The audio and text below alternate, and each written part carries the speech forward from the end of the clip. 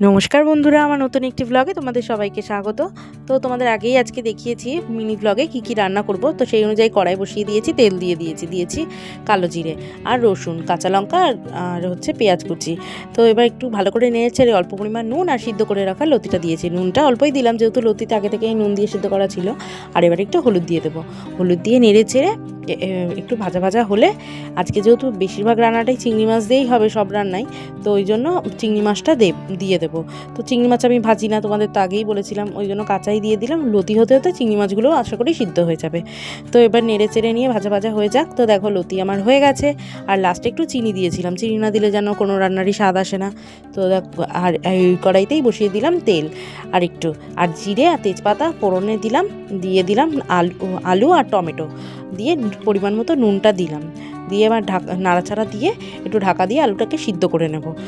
তাহলে আলুটা বেশ ভালো সিদ্ধ হয়ে যাবে।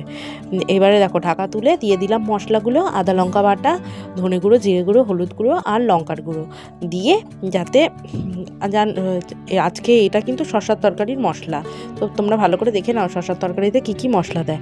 আর একটু জল দিয়ে দিলাম যাতে তলা না লেগে যায় মশলায়। এবার ভালো করে কষিয়ে নেব। একটু ঢাকা দিয়েছিলাম, ঢাকা তুলেই চিংড়ি মাছগুলো দিলাম। তো এবার চিংড়ি মাছের সাথে এই মশলাটাকে ভালো করে কষিয়ে এবার দিয়ে দিলাম শসাগুলো একটু পরে দিতে হয়, নইলে এগুলো একটু ঢাকা দিলে ভালোই বেশ সুন্দর গলে যায়।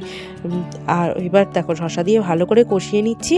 কষিয়ে নেওয়ার পরে ঢাকা দিয়ে দেবো, তাহলে শসাগুলো একদম মোমের মতন গলে যাবে। আর এদিকে মাছ ভাজার জন্য, মাছের কাঁটা রান্না হচ্ছে, ওই জন্য তেলটা গরম বসিয়ে দিয়েছি। আর তেল গরম হয়ে গেছে, এবার কাঁটাগুলো সব ভেজে নেই।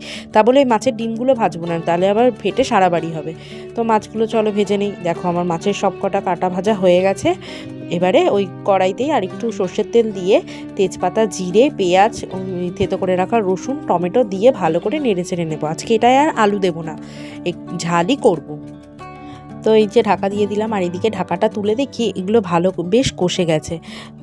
দেখো বেশ ভালো, আলুগুলো তো সিদ্ধ হয়েইছে, সাথে শসাগুলোও সিদ্ধ হয়ে গেছে।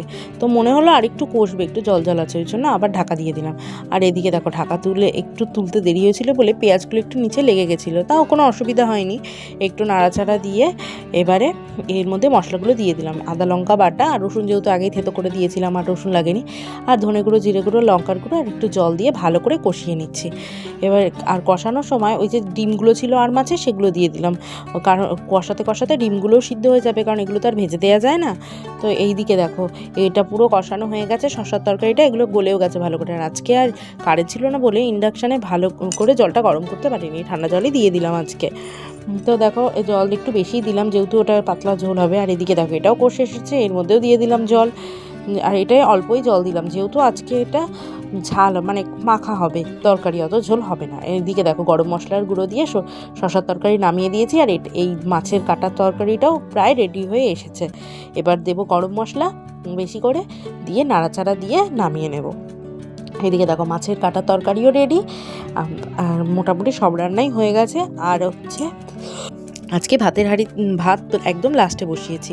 আর এই দেখো সব রান্না হয়ে গেছে, মাছের কাটার তরকারি, শসার তরকারি, লতি। আজকে চলো দুপুরে পেট পুজোটা সেরে নেই। এখনকার মতো টাটা।